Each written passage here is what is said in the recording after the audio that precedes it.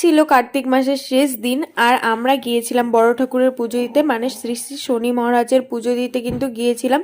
তো তার জন্য দেখো আমার শাশুড়িমা আমাকে সব কিছু রেডি করে দিচ্ছে। তাই শাশুড়িমা যখন রেডি করছে সব কিছু, আমি একটু শাশুড়িমার রান্নার হেল্প করে দিচ্ছিলাম। আজকে যেহেতু কার্তিক মাসের শেষ দিন, তাই আজকে আমরা সবাই প্রসাদ খাবো পুজো দিয়ে এসে, তাই ওপরেই সব রান্না বান্না হচ্ছিল। আর এখানে কিন্তু আমার শাশুড়িমা সুন্দর করে প্রসাদ করে দিচ্ছিল, যেটা নিয়ে আমরা ডাইরেক্ট ঠাকুরের কাছে যাব। তো আমরা বাড়ি থেকে সব রেডি করে নিয়ে গেছিলাম। এই দেখো পুজোও দেওয়া হয়ে গেছে। প্রথম থেকে সবটা তোমাদের শেয়ার করা হয়নি, তো লাস্টে একটু শেয়ার করে দিলাম।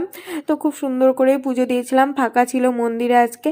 তারপরে কিন্তু এই যে ঠাকুরমশাই কাছ থেকে চরণামৃত নিয়ে বাড়ি যাওয়ার পথে রওনা হয়েছিলাম। এরপরে কিন্তু পাড়ায় গিয়ে মোটামুটি সবাইকে ডেকেছিলাম, আর শাশুড়িমা বসে পড়েছে প্রসাদ দেওয়ার জন্য, আর ওপর থেকে খইও আনা হয়েছিল। তো মোটামুটি পাড়ার প্রায় অনেকেই এসেছে, এটা দেখে খুব ভালো লাগছে।